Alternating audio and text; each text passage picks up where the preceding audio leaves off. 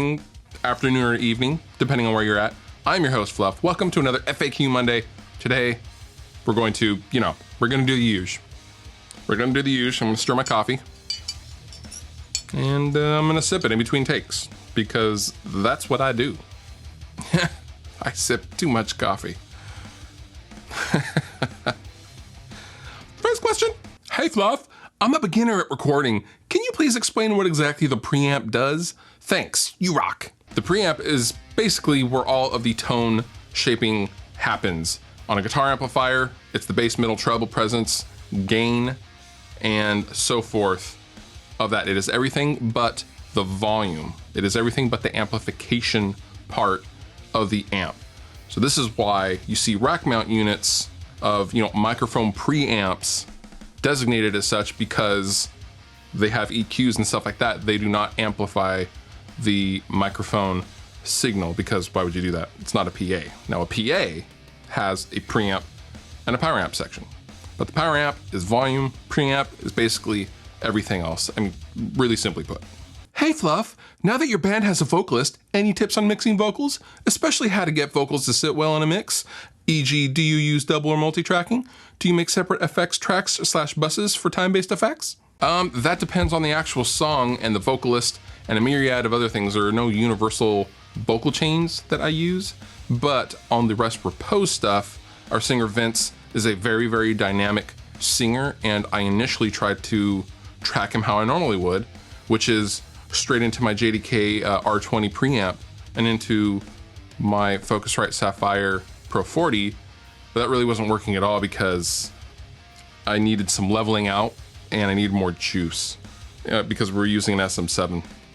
So what I ended up doing was I had the band buy a Warm Audio WA76, which is basically a clone of a UA 1176 compressor. It is a very, very famous compressor. It's been around since I think the early 70s, and it works for everything: guitars, vocals, bass, drums. It is a wonderful, wonderful compressor, and that was really a game changer for me, compressing the signal, not crushing it or anything like that, but using it to level out his vocal on the way in was and has been life-changing in my mixing world as far as vocals go, because now when I go to mix, my vocal chain is something like, I will have the main vocal, I will leave that unaffected, and then I will parallel and I will bus out and have a send really, really low to like a waves doubler to give it some width and some glue in the mix. It's really, really low. It's not apparent at all,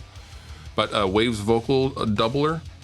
And I will also have a Valhalla reverb, ascend to the Valhalla reverb, a room reverb, like a vocal booth reverb or something like that.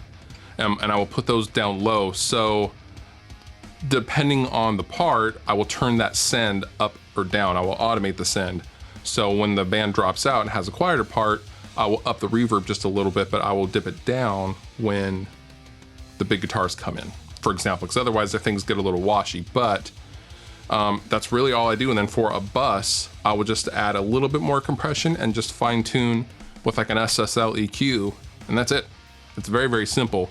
Whereas before the compression on the way in, I was doing so much work and it was so difficult to get the signal up to where I needed it to be, but without the noise, which obviously when you turn something up, you start introducing a lot of noise, and the noise floor goes up quite a bit. So it was always really a real hassle for me to do vocals, but now compressing on the way in, absolutely the way to go.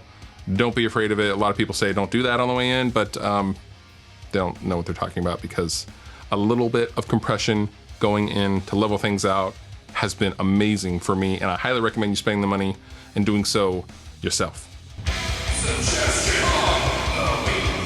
This week, I suggest you check out Phil Collen from Def Leppard's new book, Adrenalized. This book is amazing. Came out like 2 weeks ago, and I am a sucker for rock stars writing books after their best years are behind them. Def Leppard are not going to be #1 next week on the rock charts. Sorry, Def Leppard fans. But I'm a huge fan of autobiographies and anything related in as far as the rock music world goes. And this is an amazing Amazing book. You have been wonderful. I have been Fluff. Thank you so much for watching, and I will see you next week.